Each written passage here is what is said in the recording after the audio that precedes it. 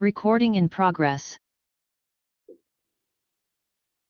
Welcome viewers, welcome on from IS platform. Today we are going to discuss this Indian Express TV CPAT section of 26th of May. So the first news is there is regarding the appointment of CBI director. As yesterday we have discussed about the panel, the member of the panels who appoint the CBI director. But here the new or CGI have pointed out the new guide or the previous guidelines by Supreme Court that no officer with less than 6 months to retirement should be appointed as state work policy law. So that's why the other two members they are not eligible for the appointment, and now the new CBI director is Subodh Kumar Jaiswal. And other news is regarding the vaccine production, as we have discussed yesterday that there is huge gap between demand and the supply. So the Indian pharmaceutical company Wockhardt has told government that it is capable of producing billions of doses a year of most of the vaccines. So the only thing which is needed here is to provide license to the company because of this WTO rules, the TRIPS rules. Uh, the companies are not getting a license to produce the vaccines domestically. So we need a TRIPS level so that these domestic companies can help in enhancing the production of vaccines uh, to control the disease as soon as possible. And next news, what we are going to take is this yeah, regarding the visit of our foreign minister Dr. Jaishankar and UN Secretary General. So here they have talked about the regional challenges, and the main focus was also providing urgent and effective solution to vaccine supply.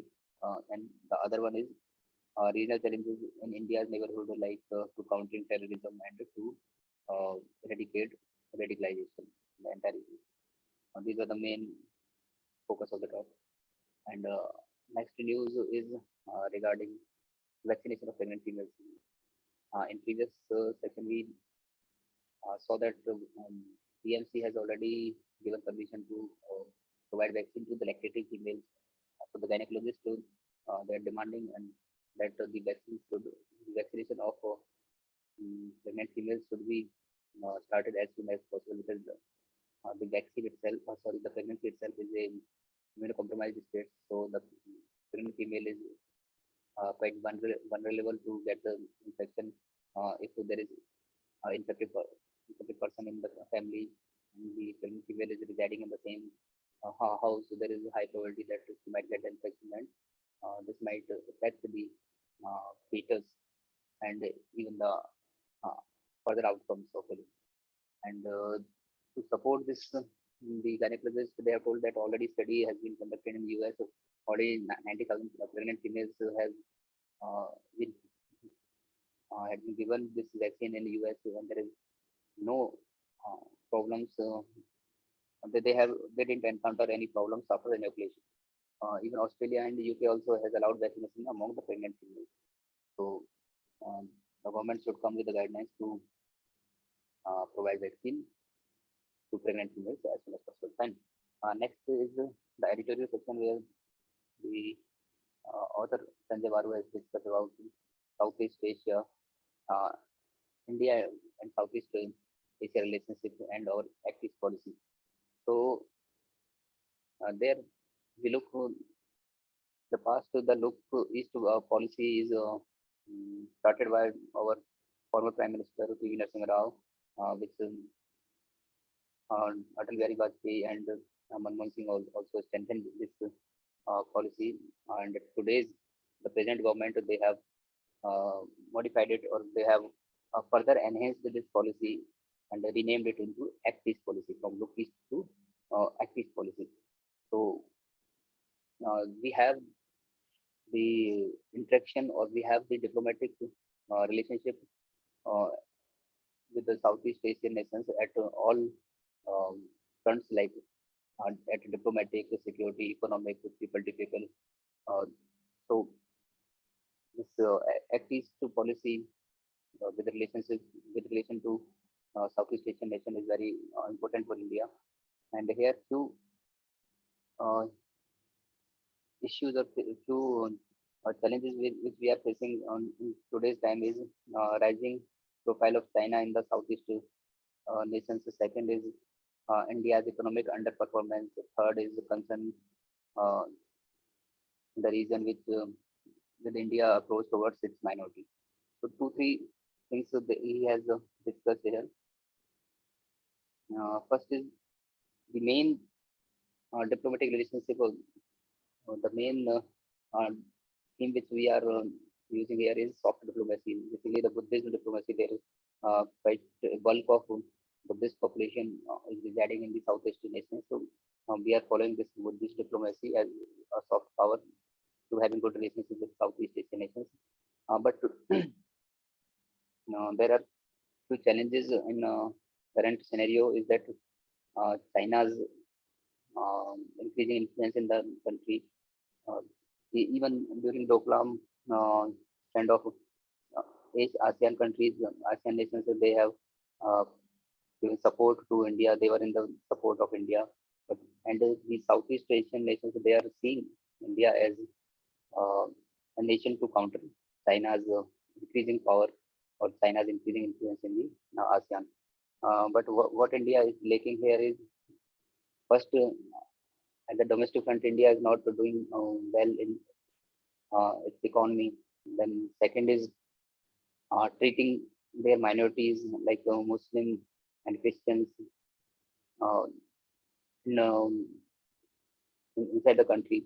And third is that India is providing a image of Hindu majoritarian state. So that is Recording in progress. so this is a matter of concern that knowingly or unknowingly, the India is projecting its image as a Hindu majoritarian state, which is uh, not giving a right message to these ASEAN nations. So, in this direction, the way forward for this, for improving our relationship with ASEAN nations, the author has suggested that Indian diplomacy must take a fresh look at its Act East policy and the constraints being imposed on it by unsatisfactory economic performance and sectarian and communal politics at home. So, these are the two steps which India might adapt to improve our relationship with ASEAN nations. Next editorial is regarding the pandemic and the uh,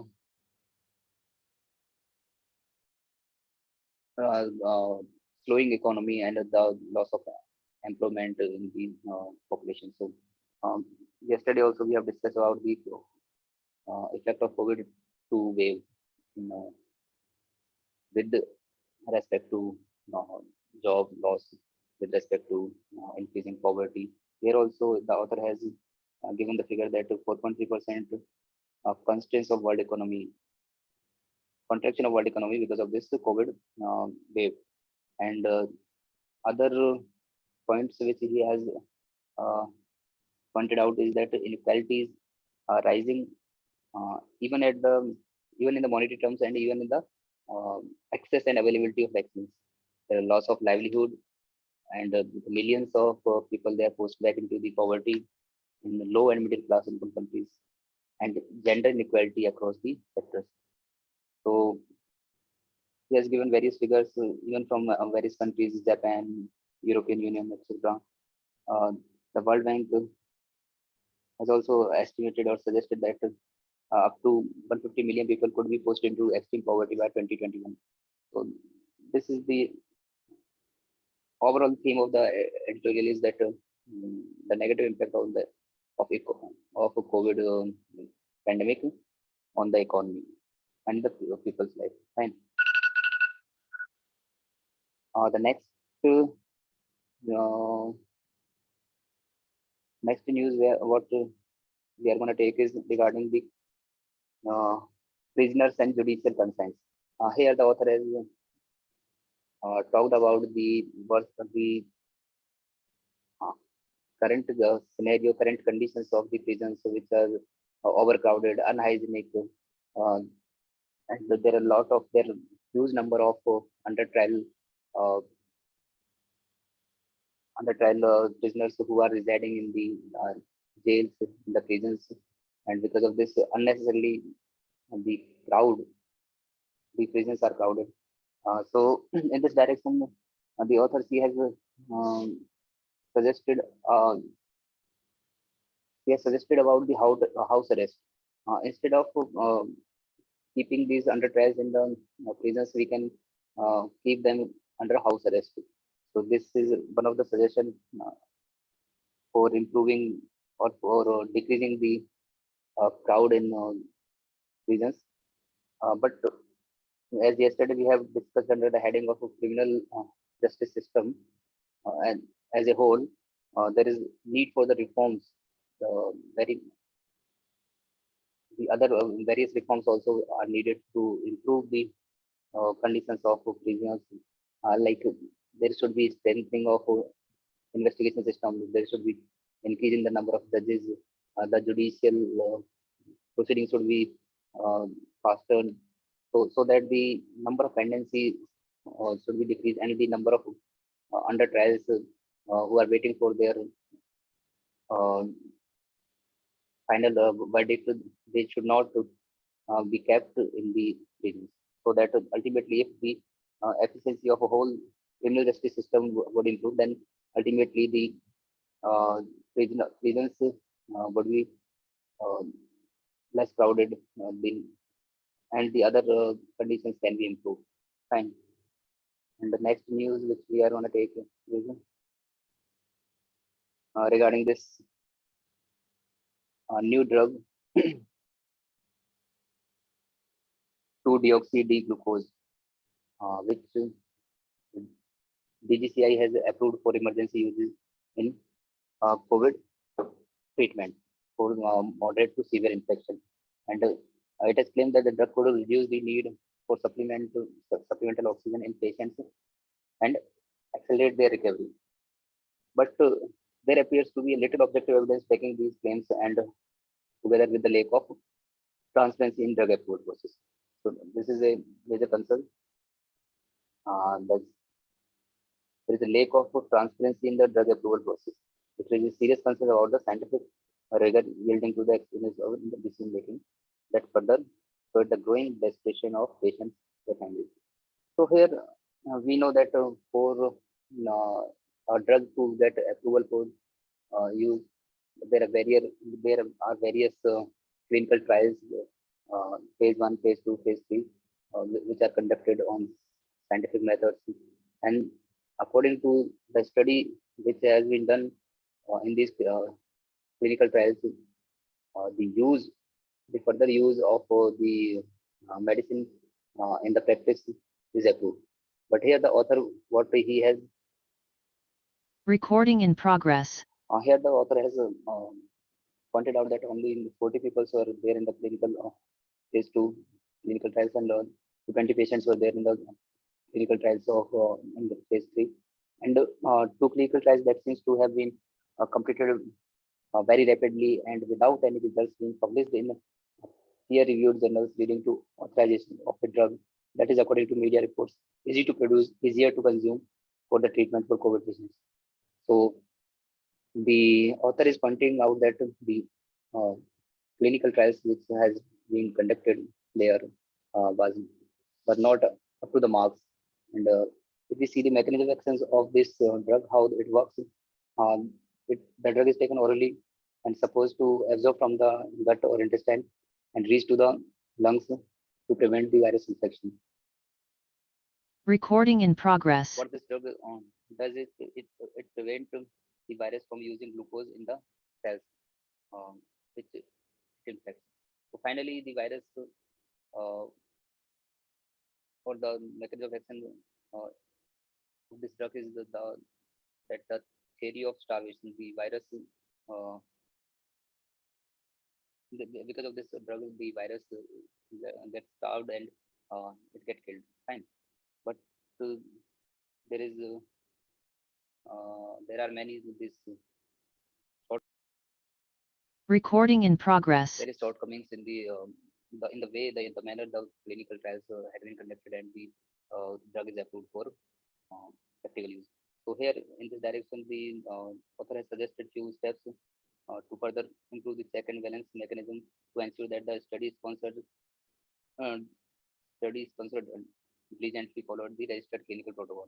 It also ensures transparency in the approval process because the data upon which the approval is granted are available to the large scientific community to examine the results rigorously.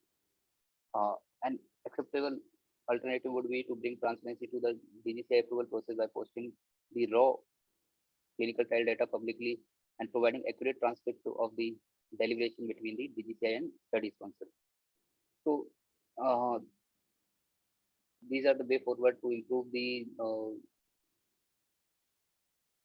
legitimacy of these clinical trials which are conducted for any drug which is in the research stage. Uh, so the author has suggested this is a fertile ground for promoting dubious science and monetizing the desperation of patients by selling them drugs that have not passed even a cursory scientific approval. So definitely, if this approval method, if they find some loopholes, then it might approve a drug which is not efficient, which are not clinically tested accurately, uh, and the drug is released in the market, and the patients might not get the benefit, but the company might get the uh, benefit or profit. Fine. Next news is regarding the black fungus and the drug supply of the drug, antifungal drug which is amphotericin B. So here, as we have seen that with the COVID infection, there is a rise in the fungal infection, basically the black fungal infection in the patients. So because to treat this fungal infection, we use the drug amphotericin B, and there is a shortage of this drug, and there are cases of hoarding and black marketing uh, in the field. So the burden of the disease is that it's a very rare fungal infection, um, but the surge is happening in supplementary um with the COVID infection. The patients who are given steroids in the treatment of this COVID infection, there is a high probability that these patients are getting infected with this fungal infection. Fine. So the treatment of this fungal infection is it should be very quick and aggressive. Early detection is very much needed. And antifungal treatment, which is basically amphotericin B and surgery to scrap off the fungus.